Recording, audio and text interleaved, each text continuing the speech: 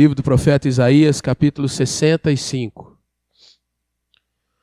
Quero ler com você a partir do versículo de número 17 até o 25. E diz assim a palavra do Senhor: Pois eis que eu crio novos céus e nova terra, e não haverá lembrança das coisas passadas, jamais haverá memória delas. Mas vós folgareis e exultareis perpetuamente no que eu crio. Porque eis que crio para Jerusalém alegria e para o seu povo regozijo. E exultarei por causa de Jerusalém e me alegrarei no meu povo. E nunca mais se ouvirá nela nem voz de choro nem de clamor. Não haverá mais nela criança para viver poucos dias, nem velho que não cumpra os seus. Porque morrer aos 100 anos é morrer ainda jovem. E quem pecar só aos 100 será amaldiçoado. Eles edificarão casas e nelas habitarão. Plantarão vinhas e comerão o seu fruto. Não edificarão para que outros habitem, não plantarão para que outros comam, porque a longevidade do meu povo será como a da árvore. E os meus eleitos desfrutarão de todo as obras das suas próprias mãos. Não trabalharão debalde, nem terão filhos para a calamidade, porque são a posteridade bendita do Senhor e os seus filhos estarão com eles. E será que antes que clamem, eu responderei? Estando eles ainda falando, eu os ouvirei. O lobo e o cordeiro pastarão juntos, e o leão comerá palha como boi. Pó será a comida da serpente. Não se fará mal, nem dano algum, em todo o meu santo monte, diz o Senhor.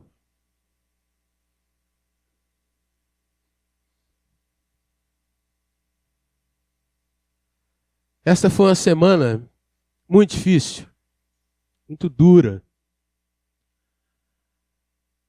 Cheguei de viagem terça-feira à noite aqui em Juiz de Fora. Na quarta-feira, horário pouco depois do almoço, a gente estava recebendo a notícia do falecimento de uma irmãzinha de 9 anos de idade, membro aqui da nossa igreja. E eu vivi, irmãos, a sensação de celebrar um aniversário até o meio-dia. Eu, meu filho, fazemos aniversário no mesmo dia. E experimentar a dor e a falta de palavras no restante do dia. Procurar consolo aonde aparentemente a gente não consegue, por palavras, ou mesmo por gestos, por discursos. E na quinta-feira, nós estávamos sepultando a nossa irmãzinha, Marina. Agora, de tarde,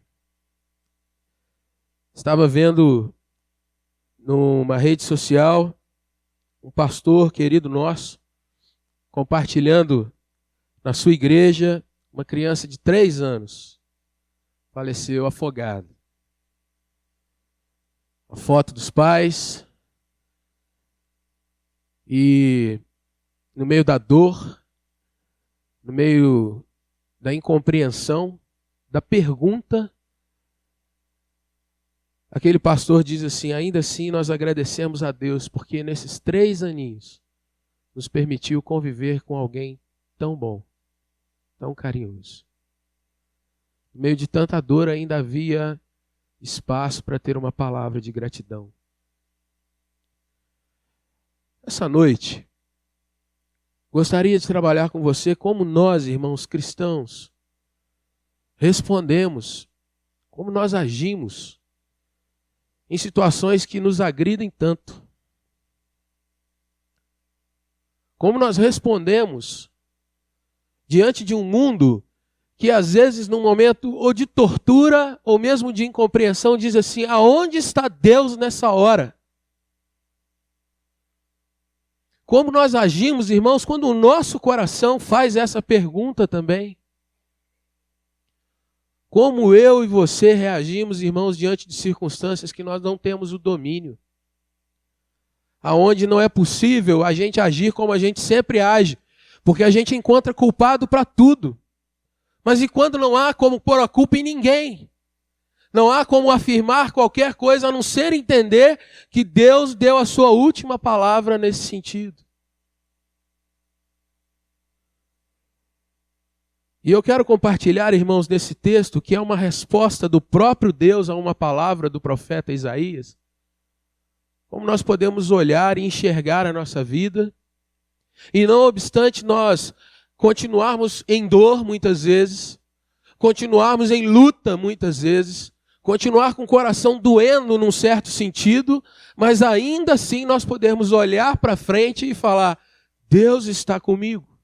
E o Senhor um dia vai de fato fazer com que essa dor acabe.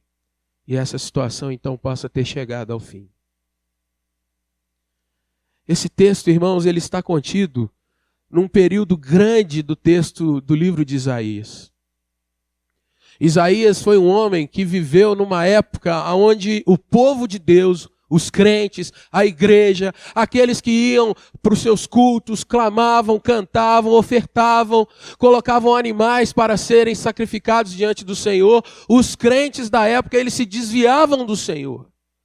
No momento de dor, qualquer que fosse, eles procuravam situações, e mesmo que eles tivessem que apelar para outros deuses, construindo deuses de madeira, de pedra, partindo para a idolatria, eles não pensavam duas vezes. Era o povo de Deus e um povo idólatra. No capítulo 2, Isaías faz uma dura advertência contra esse povo. Ele diz: esse povo tem adorado ao Senhor, tem buscado cultuar, mas eles só falam de lábios, o seu coração não está em Deus. Isaías viu, irmãos, na sua época, o povo de Israel, a nação que era escolhida pelo Senhor para dizer a todas as outras nações que Deus vive, que Deus age, que Deus cura, que Deus liberta, que Deus salva. Isaías viu esse povo sucumbir às pressões do seu tempo. E muitas vezes o profeta advertia aquele povo que voltasse, que se arrependesse, que buscasse ao Senhor. Isaías tem um encontro com Deus num momento sublime, quando ele está no templo, e ele então percebe que ele é um tremendo pecador. Ali ele tem uma visão, Deus envia querubins que se acheguem até ele e toquem com uma brasa viva nos seus lábios. E dali em diante ele ouve do Senhor a pergunta: quem eu vou enviar para advertir a esse povo? E Isaías responde: eis-me aqui, Senhor, envia-me a mim. E dali para frente o que se vê é o profeta falando, clamando, chamando o povo para que voltasse para o Senhor, e o povo cada vez mais caminhando em rebeldia, insistindo em viver uma vida que ora buscava o Senhor e ora se afastava do Senhor, ora buscava e encontrava o favor de Deus, em outros momentos virava as costas para o Senhor e caía nas questões e nos questionamentos do mundo que o cercava. Até o capítulo 39 nós vamos vendo esse tipo de situação. Isaías pregando e alguns ouvindo, mas a maioria do povo dando as costas para Deus. Mas no capítulo 40, o texto que nós lemos no início desse culto, o Senhor começa a mostrar para Isaías que ele daria um sentido cada vez mais novo para aqueles que realmente ouvissem a voz do Senhor. O texto que nós lemos no início do culto diz: consolai, consolai o meu povo. Não o povão, mas aqueles que de fato continuam, mesmo que a duras penas, mesmo que perseverando em dias de chuva, em dias de tempestades. Consolai esse povo, porque eu sou o seu pastor e eu vou estar no meio deles. E a partir do capítulo 40 até aqui no capítulo de número 66, o final do livro de Isaías, nós vamos vendo o Senhor mostrando para o profeta que o Filho do Homem viria, o servo do Senhor deixaria sua glória e estaria no meio do povo, um servo que seria sofredor porque passaria pelas dores que nós passamos, mas ainda assim veria o fruto do seu trabalho, como você lê lá no capítulo de número 53, quando diz: ele verá o fruto do trabalho.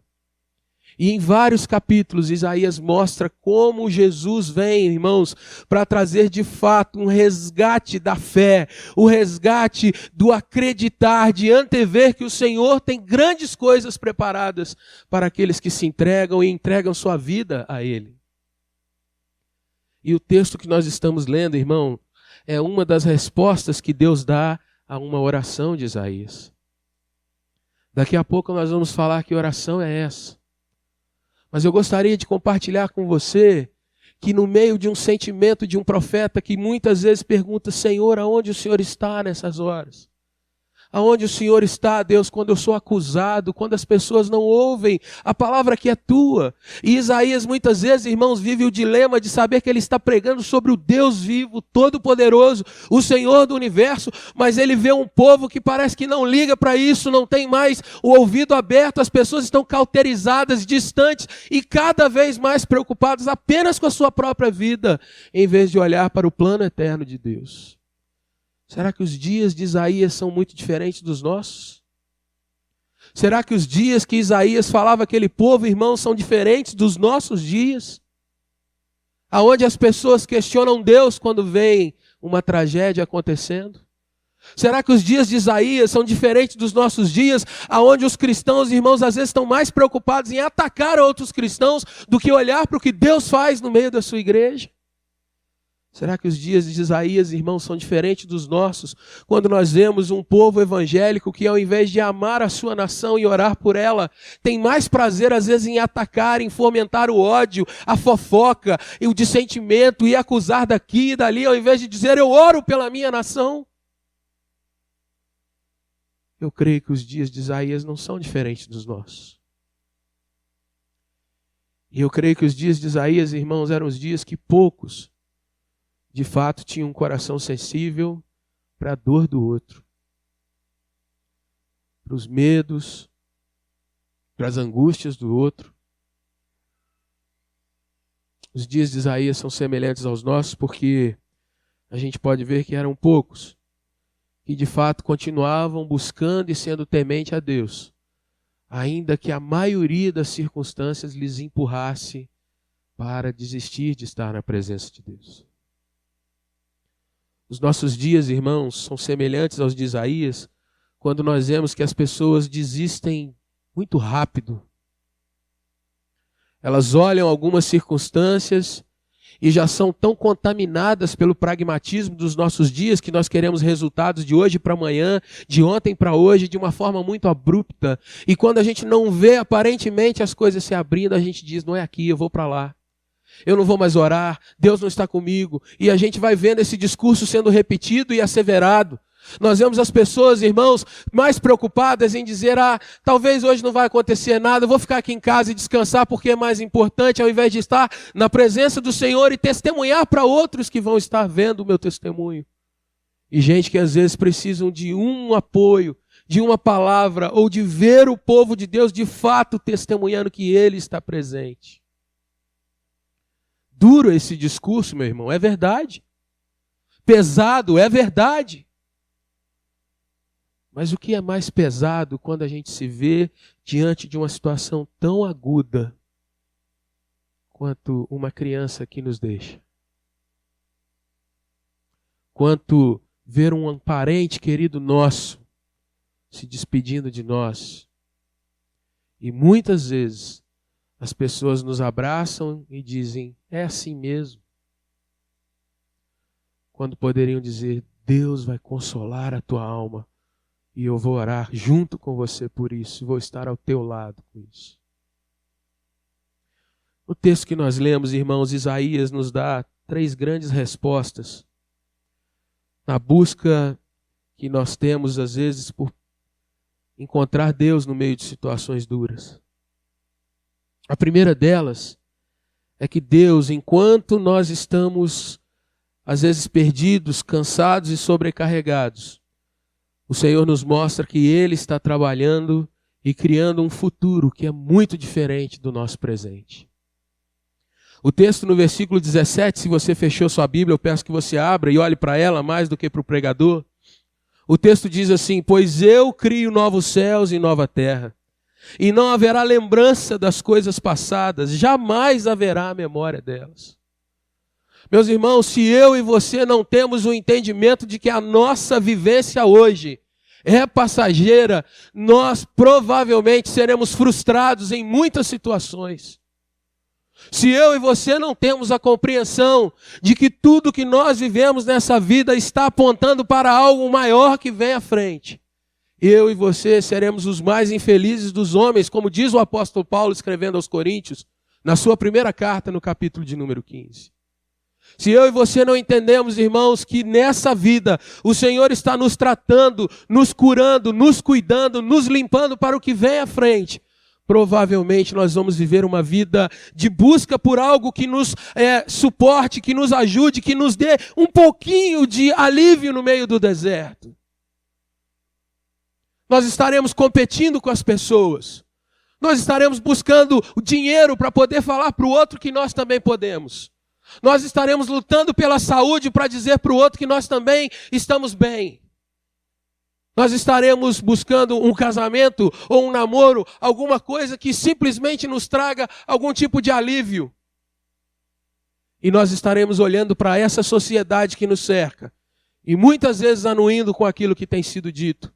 Que Deus não existe, que nós temos que fazer o aqui e agora, que nós temos que viver caminhando, cantando, seguindo a canção e fazendo hoje, porque esperar não é saber. E muitos de nós cantamos isso. Quem sabe faz a hora, larga tudo, vai você viver a sua vida. Ou como os jovens costumam, às vezes de uma forma desavisada, ler por aí, carpe diem. Viva hoje. Lute hoje, porque não há um futuro à sua espera. A palavra do Senhor nos diz, eu crio. O Senhor, irmãos, é um Deus que trabalha, que é ativo, que é presente, que tem a mão na sua criação. Uma das doutrinas mais lindas que nós temos na nossa teologia, irmãos, é a doutrina da providência, que é aquela que nos ensina que Deus não criou todas as coisas e abriu mão. Largou para lá. Na realidade, irmãos, Deus não só criou todas as coisas, como Ele tem tudo no seu controle. E a cada dia Deus vai construindo aquilo que Ele planejou. Deus vai moldando a nossa vida e todas as circunstâncias que nos cercam, para que nós possamos entender que Ele é Deus de fato, que Ele nos ama de fato e que Ele nos resgata de fato. A salvação, meu irmão, minha irmã, é uma realidade. A salvação não é um pensamento ideológico. A salvação não é uma palavra filosófica. E o crente, que é crente de verdade, ele pode abraçar a sua salvação e saber que em Deus ele está seguro de todas as coisas. Ainda que pareça muitas vezes que nós estamos acuados, perdidos.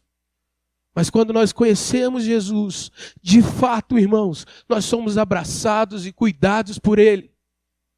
Nós não precisamos mais temer, porque a presença do Espírito Santo de Deus é uma realidade na vida do crente. Quantas pessoas lotam igrejas nos domingos, irmãos? Parece que se arranham nas paredes, querendo algum tipo de esperança. Querendo que Deus, naquela hora, naquele louvor, naquele momento, lhes fale alguma coisa.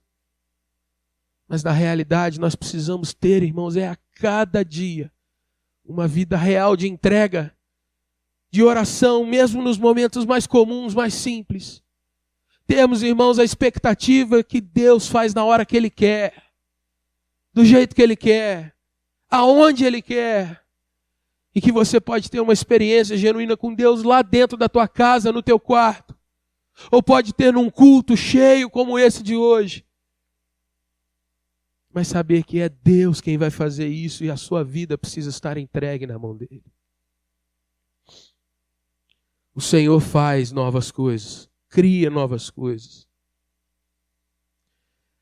Mas a segunda questão que eu gostaria de trabalhar com você, olhando para esse texto, meu irmão, é que Deus está preparando para aquele que o conhece, para aquele que se entrega a Ele, um tempo de intimidade.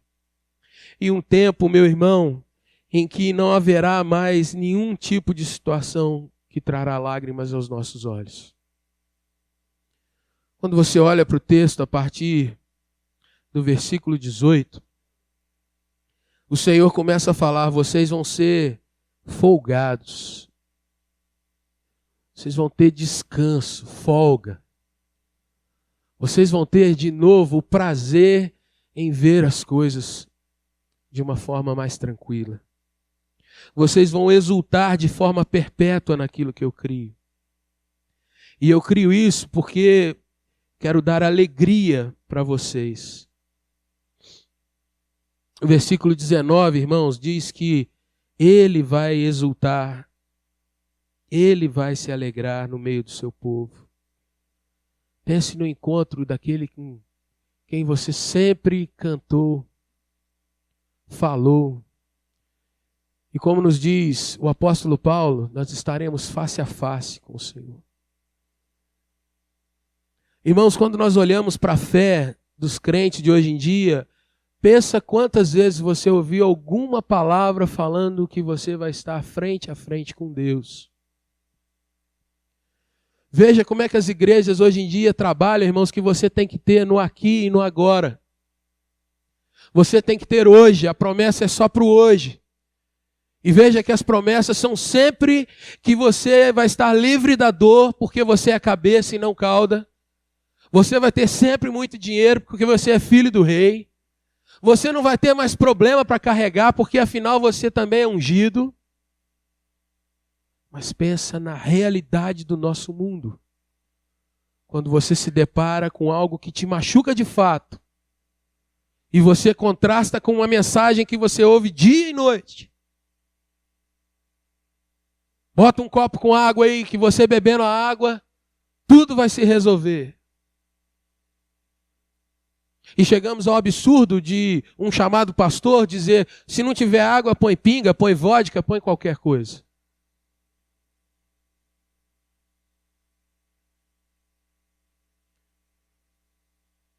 Irmãos, quando nós entendemos a mensagem do Evangelho, o Senhor nos diz que Ele está preparando um tempo que é real, que é verdadeiro, mas que nesse tempo de agora nós estamos sujeitos a ter aflições.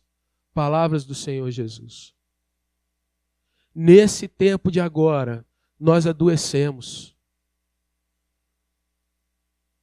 Eu e você passamos por situações que a gente se pergunta, Senhor, mas será que eu preciso passar por isso?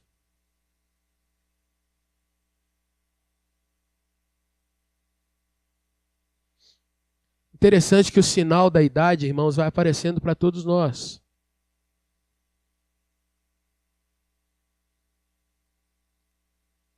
Quando você é jovem, você comenta com um colega seu, você já viu o carro novo que saiu? Ele tem isso, tem aquilo, ele é maravilhoso.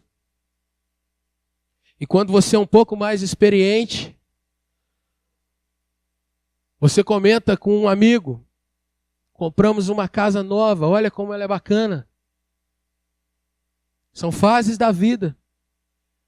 Daí a pouco a conversa muda. E você chega numa idade da sua vida que comenta com um amigo, você já viu o cardiologista novo que eu tenho? Ele me receitou tal remédio. E esse remédio faz isso, isso, aquilo, outro. E chega numa certa idade que você vai dizer, olha, conheci uma pessoa que tem umas receitinhas naturais. E chega uma idade em que você diz, olha, estou preparando algo para os meus filhos e para os meus netos. Irmãos, a vida nossa é assim. Mas se nós não aprendemos em cada fase da vida a encontrar o Senhor, nós vamos viver de auto-engano, de negação, isso não é para mim, está amarrado, e outros jargões que você tem aprendido aí.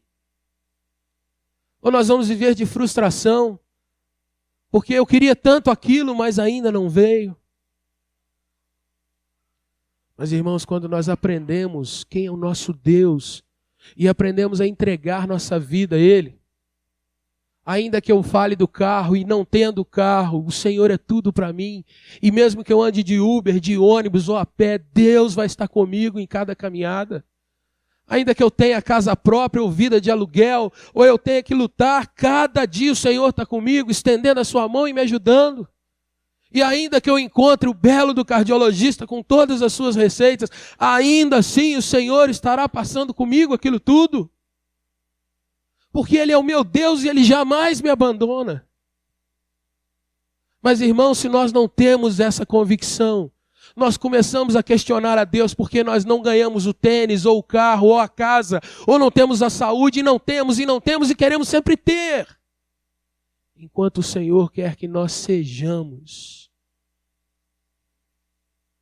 Você sabe quem você é em Deus? Você sabe quem você é diante de Jesus? Essa é a pergunta da palavra. Não é o que tem você, ou quanto, ou como, mas quem você é de fato. O Senhor diz na sua palavra, irmãos, que Ele vai exultar no meio do seu povo, porque é o seu povo. Deus não vai exultar com a gente por algo que a gente possa levar para a eternidade, porque nós só vamos levar a nós mesmos. E o que mais alegra o Senhor é você, é a sua vida. E não o que você pode dar para Deus. Perceba que Deus te ama. Ele não ama o que você tem. Ele quer você viver contigo. E isso, meu irmão, deveria encher o nosso coração quando nós nos lembrássemos que o Deus Todo-Poderoso encarnou como um de nós para nos salvar. Saber que Jesus me ama tanto que veio até mim.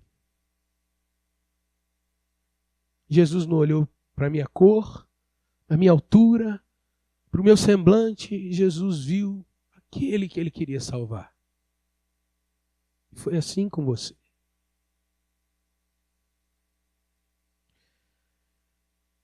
Há uma terceira questão nesse texto, irmãos, que Isaías mostra que aquilo que está escrito lá no Gênesis, quando Deus fala que nós não experimentamos essa grandeza em plenitude hoje por causa do nosso pecado, por conta de nossa desobediência, por conta de nossa questão em sempre duvidar da palavra dele, Isaías mostra, irmãos, que Deus vai consertar até mesmo tudo isso.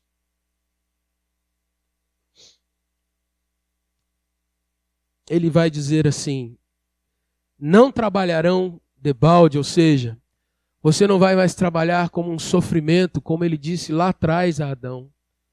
Do suor do teu rosto comerá o teu pão. Ele agora diz, irmãos, que o trabalho será um trabalho abençoador e abençoado. Se você acha que lá na eternidade você vai ficar tocando harpa, pulando de nuvem em nuvem, alguma coisa assim, gostaria de te mostrar aqui nesse texto que você vai trabalhar na eternidade. Você vai viver. No novo céu e nova terra tem trabalho. Tem gente, tem construir as coisas. A gente romantiza, né? Qual será a minha nuvem, Senhor? E o Senhor te puxa da nuvem e diz: vai trabalhar, filho. O trabalho será prazeroso.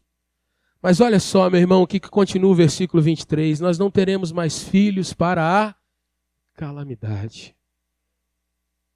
Quando nós olhamos, irmãos, para uma situação que agride tanto o nosso coração, uma criança que se vai, a gente fica se perguntando: Senhor, como é que é isso? E embora, irmãos, o Senhor se silencie nessa hora, assim como se silenciou diante das orações de Jó, no momento em que ele era questionado, que as pessoas se levantavam, os amigos se perguntavam, Deus ficou em silêncio. Aqui também, irmãos, nós vemos que o Senhor não vai responder agora o porquê de certas coisas que nós passamos. O porquê de nós termos que enfrentar problemas de saúde que às vezes nos agride tanto. Ele só nos mostra, irmãos, que o crente está sujeito à chuva igualzinho ao não crente. Que o crente está sujeito a falir igualzinho ao não crente. Que o crente está sujeito a diversos problemas, como o não crente também está. No mundo tereis as aflições. Mas uma coisa nos diferencia, que é o fato de que Jesus nunca nos abandona, mesmo nos momentos de maior dor. E aqui ele nos diz: os seus filhos não serão mais para calamidade, porque a posteridade bendita do Senhor e seus filhos estarão com eles. E será que antes que clamem, ou seja, enquanto nós ainda estamos pedindo alguma coisa, a resposta já vem, diferente do nosso tempo?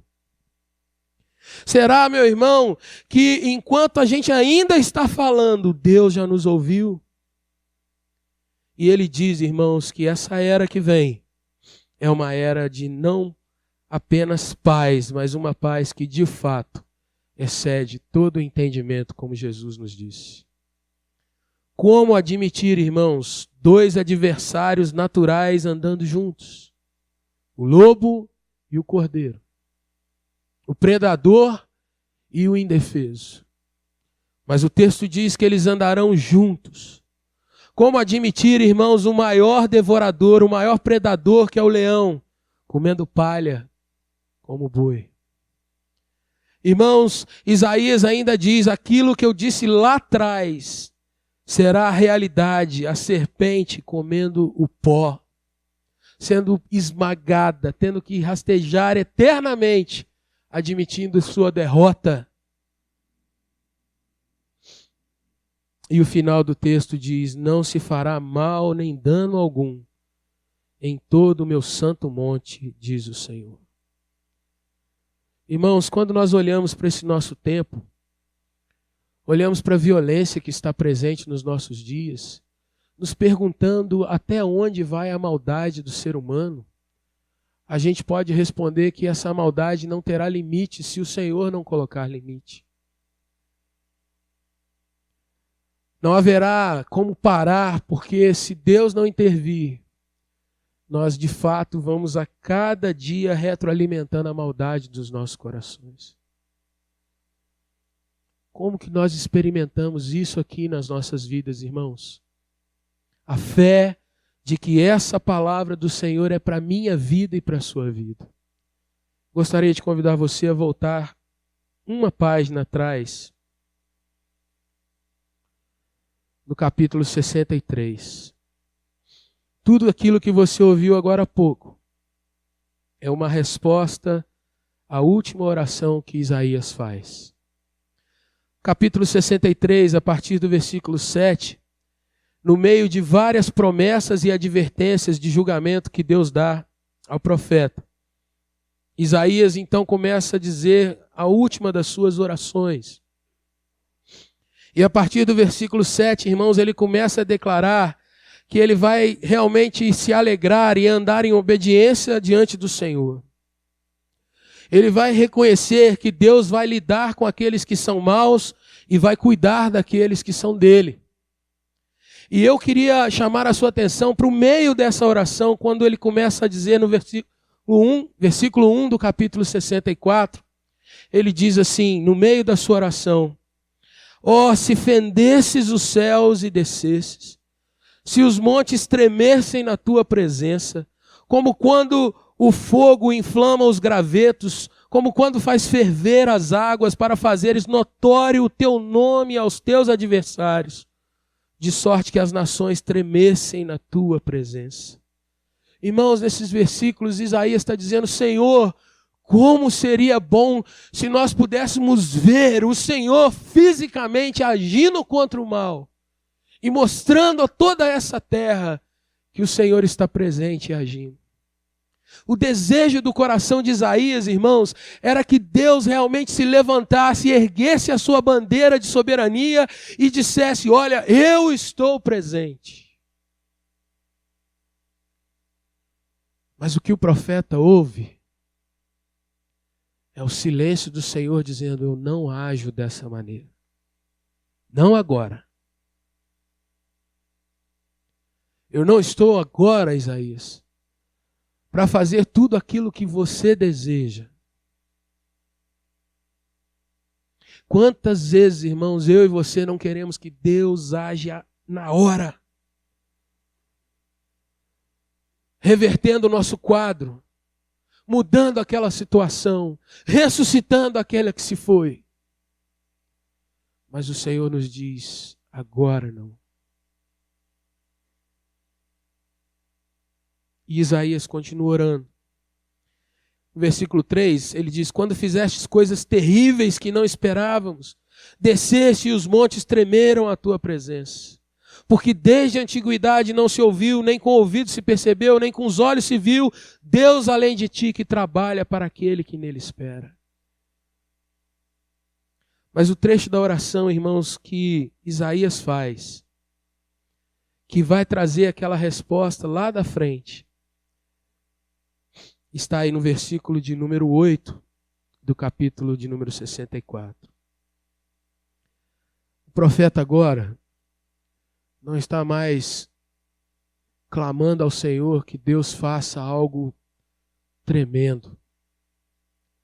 Mas agora ele está em humildade, se curvando a Deus e dizendo, Deus, tu és soberano. E eu estou pronto, Senhor Deus, a ser tratado e amassado e burilado e transformado e moldado de acordo com o que o Senhor tem para a minha vida. Leia o versículo de número 8 comigo, vamos ler em voz alta. Mas agora, ó Senhor, tu és o nosso Pai, nós somos o barro e tu o nosso oleiro, e todos nós, obras das tuas mãos.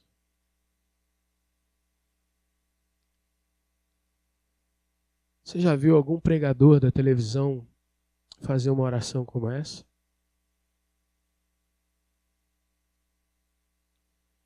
Dizendo, Senhor, faz sobre mim aquilo que é a tua vontade. Essa é a oração, irmãos, que a nossa alma grita, esperneia. É a oração que a nossa alma diz, de jeito nenhum, não posso tolerar. Essa é a oração que a gente tem vontade de tirar da palavra do Senhor. Mas essa foi a oração que Jesus fez quando ele estava lá no Getsêmani. Pouco antes de cumprir o ato que foi o ato central da história, sua morte e ressurreição, para que você pudesse estar nessa noite aqui, para que eu pudesse estar nessa noite aqui. Naquela hora, Jesus não disse, Senhor, vamos resolver isso de uma forma estrondosa. Senhor, vamos arrebentar. Mas Jesus diz, Pai, cumpra-se a tua vontade. Essa foi a oração, irmãos, do apóstolo Paulo, quando ele diz, eu combati o bom combate, completei a carreira, guardei a fé, mas agora a minha vida já está sendo entregue. Essa foi a oração, irmãos, de um profeta que não viu o cumprimento de tudo aquilo que ele ouviu do Senhor, mas que hoje na glória já desfruta de ver que Deus a cada dia tem nos feito aproximar mais desse dia aqui. E eu quero encerrar essa palavra dizendo para você, meu irmão, que para a situação que trouxe tanto desequilíbrio, se eu posso usar essa palavra nessa semana para a minha vida, eu continuo sem resposta. Continuo abalado. Deus não trouxe uma vitória instantânea, mas Ele continua sendo Deus. Ele continua sendo o Senhor da minha vida e da minha caminhada. E Ele continua sendo a única esperança genuína. Porque eu sei que no tempo certo Ele não só vai trazer o consolo, como vai trazer o cumprimento dessa palavra aqui.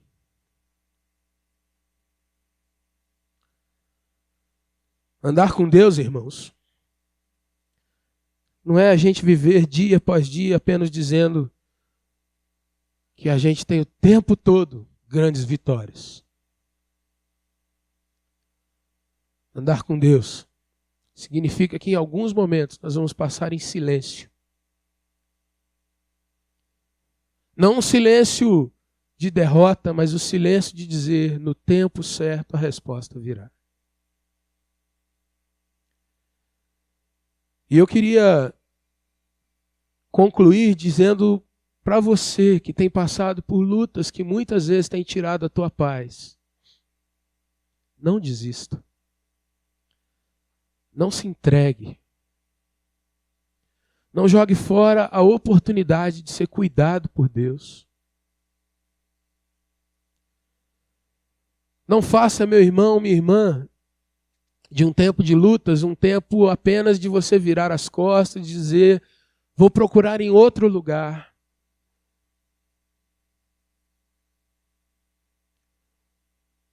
Mas na hora das grandes batalhas, das grandes tempestades, é nessa hora que nós mostramos de fato em quem a nossa vida está apoiada. Eu queria orar com você. E eu gostaria que você aí no seu lugar pudesse pensar um pouquinho como está a sua caminhada com Jesus. Como é que tem sido a sua vida, meu irmão, de fé?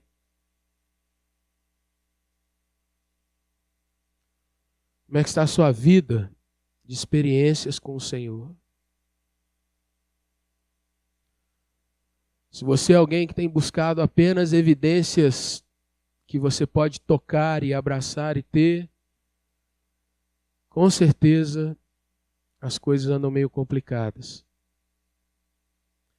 Mas se você de fato tem visto que além das coisas materiais, mesmo da sua própria saúde, você tem sido abraçado, cuidado e refrigerado pelo Senhor, nessa noite Deus pode fazer ainda mais por você.